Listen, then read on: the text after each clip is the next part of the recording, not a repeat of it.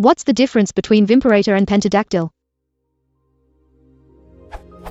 I've been using Vimperator for a few months and loving it, although it makes it hard for me to go back to primitive mousery on others' computers. I've seen that there's a fork called Pentadactyl, but I can't tell what the difference is. Is there any particular reason to use one over the other? Why was it forked?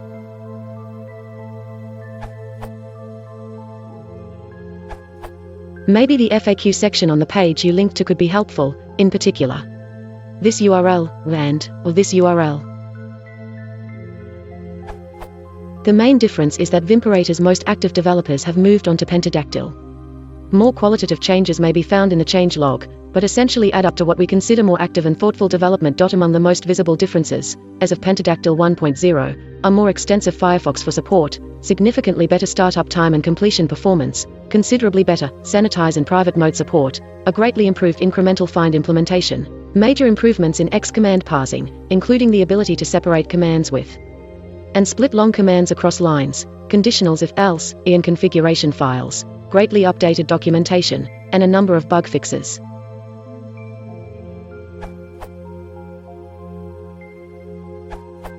I am the project founder and still main developer of Vimperator.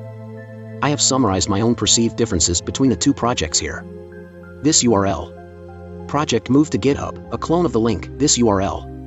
Please read the whole page, but if you really need a short summary, because you just wasted time fighting Pentadactyl's complexity, winky face, here it is. Vimperator, the main focus is on usability, simplicity, stability, and design while still preserving a powerful, modal browsing experience influenced by Vim. Pentadactyl, the aim is to create a complex beast, where hackers with too much free time can do any, unimaginable thing.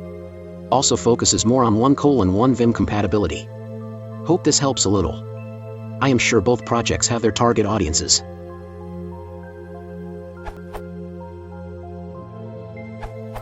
I cannot say anything about the politics behind both projects, but here is what I think have found out about both the projects. Development activity. Both projects have pretty much same amount of commits in last couple of months. As for quality and impact of each commit, I can't say much without checking the code, but from commit messages it seems to be quite similar too. Pentadactyl is always one or few version behind the Firefox releases.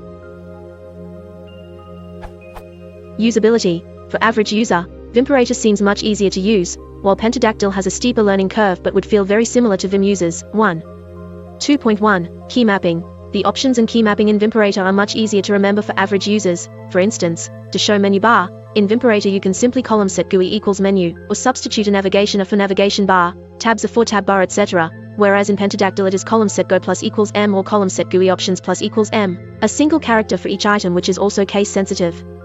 2.2. Customization. On the other hand, you can customize a lot more options in Pentadactyl than you can do in Vimperator. Taking our previous example, in Pentadactyl you can turn on and off bookmark bar, status bar, side scroll bar, bottom scroll bar, and lot more using the same method as mentioned above, whereas Vimperator supports much less customization. Design. Vimperator has a much more modern look than Pentadactyl. Depending on what is important to you, both projects are good. If you don't care about aesthetics too much and are willing to spend some time learning the exact commands, or look them up in help, which is pretty simple to navigate, but want lots of customization options, or if you are looking for more Vim-like experience, Pentadactyl is for you. On the other hand, if you are an average Vim user who wants to turn their browser experience to keyboard use only but don't want to spend too much time learning, Vimperator is for you. 1. A basic functionality is similar in both, like open pages, going back in history, closing tabs, etc. It's the other features that I am talking about. 2. The Vimperator may have options hidden deep down to enable or disable other GUI options, but even if they exist, they are not as visible as Pentadactyl.